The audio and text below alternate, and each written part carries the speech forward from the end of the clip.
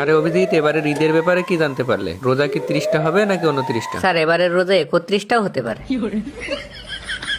তুমি কিছু জানোই না দেখছি। আরবি মাস চাঁদ দেখার উপর নির্ভরশীল। এটা বাংলাদেশ, এটা পাকিস্তান নয় রে বাবা, এটা ইন্ডিয়া না।